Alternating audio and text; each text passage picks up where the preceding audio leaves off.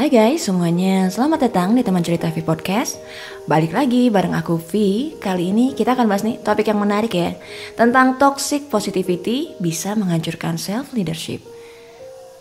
Pernah gak sih kamu lagi ngerasa capek banget, tapi orang lain bilang, ayo dong positive thinking aja. Nah, atau kalau kamu lagi kecewa sama diri sendiri, malah dibilang, bersyukur dong, masih lebih beruntung dari banyak orang. Kedengarannya ini bijak ya, tapi sebenarnya itu bisa jadi racun. Dan kalau kamu terus-menerus menelan racun ini, tanpa sadar kamu gak lagi jadi pemimpin untuk diri kamu sendiri. Sebetulnya toxic positivity itu apa sih? Ini adalah kebiasaan memaksakan perasaan positif dalam segala situasi, termasuk situasi yang sebenarnya ini butuh kita hadapi dengan jujur dan apa adanya. Misalnya, kamu sedih, tapi kamu paksa diri untuk bahagia.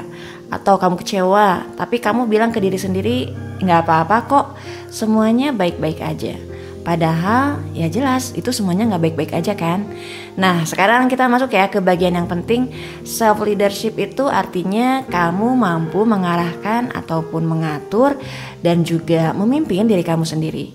Tapi gimana caranya kamu bisa memimpin diri kalau kamu sendiri gak jujur sama perasaan kamu? Kalau kamu terus-terusan menghindar dari emosi negatif, kamu justru kehilangan kendali atas dirimu sendiri. Emosi negatif itu bukan musuh ya. Mereka itu data, informasi penting dari dalam diri kita.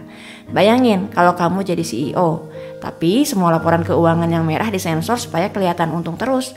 Nah ini kan bisa bangkrut. Sama halnya nih kalau kamu mau jadi pemimpin untuk diri kamu sendiri, kamu butuh keberanian untuk duduk bersama rasa kecewa, marah, takut, lalu tanya apa yang sebenarnya kamu butuhin. Dampak bahayanya toxic positivity ini apa sih? Kalau dibiarin, toxic positivity ini bisa menghancurkan self awareness kamu. Dan begitu self awareness rusak, self leadership pun ini bakalan ikut runtuh. Kamu bakalan jadi sulit tahu mana kebutuhan asli dan mana yang cuma topeng. Nah kalau kamu mungkin terlihat kuat tapi dalamnya kosong, dan yang lebih bahaya lagi kalau kamu jadi sulit membangun koneksi yang jujur, baik sama diri sendiri maupun sama orang lain. Oke, kita bahas nih solusinya nih untuk ganti toxic positivity dengan radical honesty. Solusinya bukan jadi orang negatif ya, tapi jadi orang yang jujur dan berani. Jujur sama apa yang dirasain dan juga berani memproses tanpa merasa lemah. Kamu bisa nih ganti kalimat, ayo dong semangat. Ganti dengan wajar kok kamu capek, mau cerita atau istirahat dulu.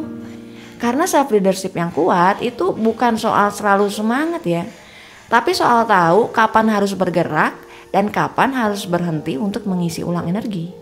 Kalau kamu mau jadi pemimpin yang hebat untuk orang lain, kamu harus mulai jadi pemimpin yang jujur untuk diri sendiri.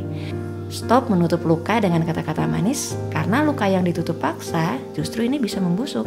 Dan kamu gak pantas jadi pemimpin yang membohongi dirinya sendiri. Sekarang aku pengen tahu nih dari kamu, pernah gak sih kamu mengalami momen dimana kamu merasa dipaksa positif? Share di kolom komentar ya, nanti bakal aku baca dan juga balas sebanyak mungkin. Jangan lupa like, share video ini ke teman kamu yang lagi butuh ruang untuk jujur, dan juga subscribe supaya kamu gak ketinggalan konten self leadership lainnya. Ingat, pemimpin yang hebat lahir dari kejujuran terhadap dirinya sendiri.